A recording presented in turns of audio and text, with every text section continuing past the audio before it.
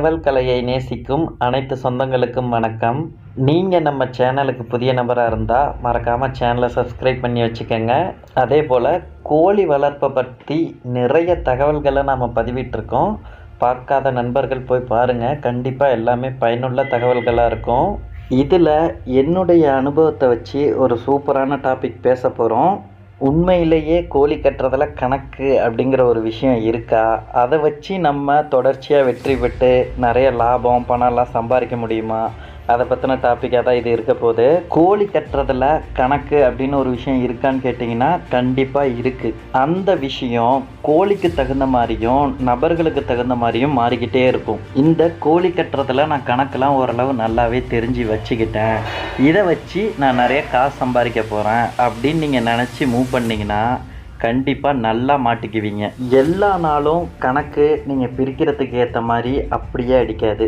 ஒரு சில நாள் உங்களுக்கு பூரா கோழியும் பாஸ் ஆகும், ஒரு சில நாள் உங்களுக்கு எல்லா கோழியுமே பார்த்திங்கன்னா கணக்குக்கே வராமல் ஆப்போசிட் கோழி ஜெயிக்கும். இந்த சேவல் கலையை பொறுத்த வரையிலும் எவ்வளோ பெரிய ஆளாக இருந்தாலும் சரி, கோழி அவுத்து போட்டு தான் ஆகணும். நான் 15 வருஷமாக கோழி கட்டுறேன், 20 வருஷமாக கோழி கட்டுறேன், 50 வருஷமாக கோழி கட்டுறேன், 60 வருஷமாக கோழி கட்டுறேன், அதெல்லாம் இல்லை. கோழி அவுத்து போட்டு தான் ஆக வேண்டும். என்ன நம்ம பிரிக்கிற கணக்கு ஒரு நாள் நமக்கு உட்காரும், அன்னைக்கு நமக்கு ஜாக்பாட், மற்ற நாள் துண்டை தூக்கி தலையில் போட்டு வர வேண்டிதான். கோழி கட்டுறதை பொறுத்து மட்டும் நம்மளால் கண்டிப்பாக லாபம் எடுக்கவே முடியாது. இந்த சூதில் கண்டிப்பாக சமநிலையாக தான் எல்லாமே ஆடும். இந்த சமநிலை தத்துவம் எல்லாத்தையுமே பார்த்திங்கன்னா நியூட்ரல் ஆக்கிடும். இந்த வாரம் 2 கோழி அவுத்து போட்டிங்கன்னா அடுத்த வாரம் 2 கோழி ஜெயிப்பீங்க. நீங்கள் மொத்தத்துக்கே இந்த வருஷம் பார்த்திங்கன்னா ஒரு 30 கோழி அவுத்து போட்டிருந்தீங்கன்னா 30 கோழி ஜெயிச்சிருப்பீங்க. இல்லை காமனாக இந்த வருஷமே எனக்கு ஒரு 2 லட்சம் 3 லட்சம் நட்டோம் அப்படின்னா அதை இதுக்கு முன்னாடி வருஷத்துலேயோ இல்லை அடுத்த வருஷத்துலேயோ அந்த அமௌண்ட்டு உங்கள் கைக்கு ஒரு ரொட்டேஷன் பேஸில் வந்துடும். கண்டினியூஸாக இதில் தொடர்ச்சியாக ஜெயிச்சுட்டே இருக்கிறவங்க, லாபம் எடுத்துகிட்டே இருக்கிறவங்க யாருமே கிடையாது. நான் 2021 ஒரு 2 லட்சம் எடுத்தேன், 22 ஒரு 2 லட்சம் எடுத்தேன், 23 ஒரு 2 லட்சம், அப்படிலாம் ஒருத்தர் கூட கிடையவே கிடையாது. ஒரு வருடம் வந்தால் ஒரு வருடம் போக தான் செய்யுது. இதெல்லாம் எதுக்கு உங்ககிட்ட நான் வெளிப்படையாக சொல்லிகிட்ருக்கேன்னா, கோழி வளர்க்குறவங்கள விட கோழி கட்டுறவங்க தான் நம்ம சேனலில் அதிகமாக பார்க்குறீங்க. சூது மட்டும் எப்போவுமே ரொம்ப சூதானமாக விளையாடணும். ஒரு உதாரணத்துக்கு உங்ககிட்ட ஒரு 20 ரூபா இருக்குன்னா அந்த 20 ரூபாயும் கொண்டு போய் ஒரே கோழி மேலே வைக்கக்கூடாது. அது உங்களால் ஜெயிச்சதுன்னா பரவாயில்ல, போயிடுச்சுன்னா அந்த இடத்துலையே உங்களுக்கு டோட்டலாக எல்லாமே அப்செட் ஆகிடும். அதுக்கு பதிலாக நீங்கள் என்ன பண்ணால் அதை 4ஆக பிரித்து 5 ரூபாய்க்கு 4 கோழி மேலே வைக்கணும். இந்த வீடியோ போடுறதுக்கு முக்கியமான காரணமே நிறைய பிகினர்ஸ் ஒரு குருட்டுத்தனமான நம்பிக்கையில் இதுக்குள்ளே வராங்க, உள்ளே வசமாக மாட்டிக்கிறாங்க.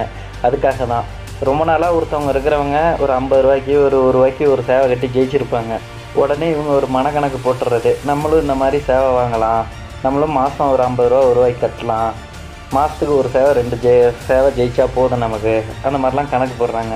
ஆனால் என்னென்னா அதுக்கு அப்படியே ஆப்போசிட்டாக நடக்கிறப்ப ஃபுல்லாக லாக் ஆகிடுவாங்க.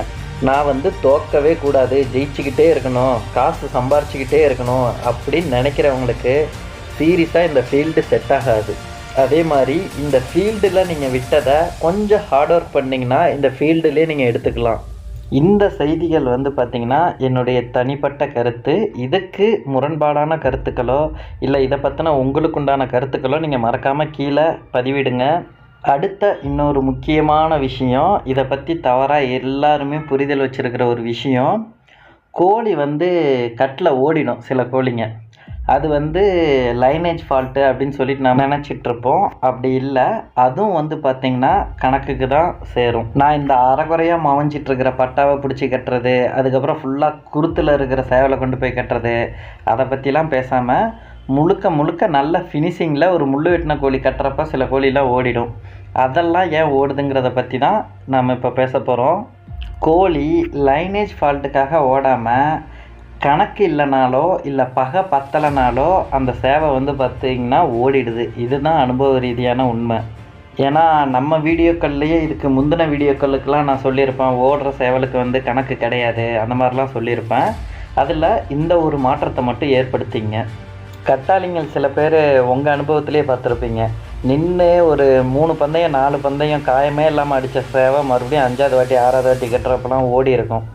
அதுக்கெல்லாம் ரீசன் பார்த்திங்கன்னா இதுதான். இதுலேயும் குறிப்பாக பார்த்திங்கன்னா நாம் பிரித்து வச்சு கட்டுறப்ப எந்த ஒரு இடத்துல அது வந்து கோழியாவோ அப்படி இல்லைன்னா ஆந்தையாவோ மாறுதோ அது மட்டும்தான் ஓடுது. உடனே கீழே வந்து ப்ரோ நான் மயில் கட்டினேன் ஓடிடுச்சு, நான் வல்லூர் கட்டினேன் ஓடிடுச்சு அப்படின்னு கமெண்ட் பண்ணாதீங்க. நான் சொல்லியிருக்கேன் ஆளுக்கு தகுந்த மாதிரி கணக்கு மாறும் அப்படின்னு. அதே மாதிரி ஆப்போசிட் நிறத்தை பொறுத்தும் கணக்கு மாறும். ஏன் இந்த 2 மட்டும் ஓடுது மற்றதெல்லாம் ஓடலை அப்படின்னு கேட்டிங்கன்னா, இது 2மே வந்து பார்த்திங்கன்னா பாய்ம தத்துவத்தில் இருக்குது. ஒன்று வந்து பார்த்திங்கன்னா நீராகவும், இன்னொன்று வந்து பார்த்திங்கன்னா காற்றாகவும் இருக்குது. தண்ணி என்ன பண்ணும், எங்கே இறக்க இருக்கோ அதை நோக்கி பாய ஆரம்பிச்சிடும். அதே மாதிரி காற்று அந்த மாதிரி தான், டென்சிட்டி இல்லாத இடத்த நோக்கி நகர ஆரம்பிச்சிடும். அதனால் இந்த 2 பட்சிக்கு மட்டும் பகையும் நிறமும் பத்தலைன்னா ஓடிடுதுங்க. இந்த வீடியோ புதுசாக பார்க்குறவங்களுக்கு தலையும் வாழும் புரியாத மாதிரி இருக்கும். ப்ரீவியஸ் வீடியோலாம் பார்த்துட்டு வந்து பார்த்திங்கன்னா ஓரளவுக்கு உங்களுக்கும் புரியும். அப்படியே இதிலே 2 கொஸ்டின் ஆன்சர் மட்டும் பார்த்துடலாம். ஒரு நண்பர் கேட்டிருக்காரு, குளிர்காலத்தில் சுக்கா வருது என்ன பண்ணுறது அப்படிங்கிற மாதிரி கேட்டிருக்காரு. கண்டிப்பாக அது சுக்காவாக இருக்காது ப்ரோ, ஏன்னா அது வெயில் காலத்தில் மட்டும்தான் வரும். இது வந்து பார்த்திங்கன்னா சளி தொந்தரவாலோ இல்லை வேறு ஏதாவது தொந்தரவுனாலோ வந்து பார்த்திங்கன்னா கோழிகளுக்கு உடல் எடை குறையும். அதை வந்து நம்ம சுக்கான்லாம் சொல்லிட முடியாது. எல்லா நோய்களுக்குமே நம்ம தனித்தனியாக செப்பரேட்டாக மருத்துவம் போட்டிருக்கோம். அதை பார்த்து என்னன்னு ஃபாலோ பண்ணிங்க.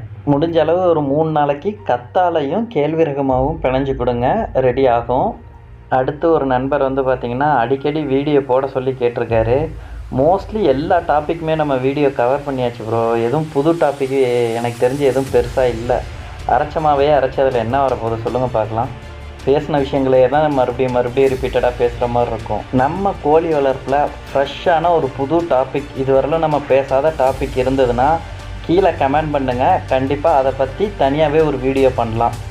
நம்ம லைனில் சிக்ஸ் நிறைய அவைலபிள் இருக்குங்க. வேணுங்கிறவங்க ஆர்டர் பண்ணுங்கள், வாங்கிக்கலாம். இந்த வீடியோ பற்றின உங்களுடைய கருத்துக்களை மறக்காமல் கீழே பதிவிடுங்க. அப்படியே மறக்காமல் இந்த வீடியோவுக்கு ஒரு லைக் பட்டனை தட்டி விட்டுருங்க. மீண்டும் இதே போல் ஒரு வீடியோவில் உங்களை சந்திக்கிறேன். நன்றி, வணக்கம்.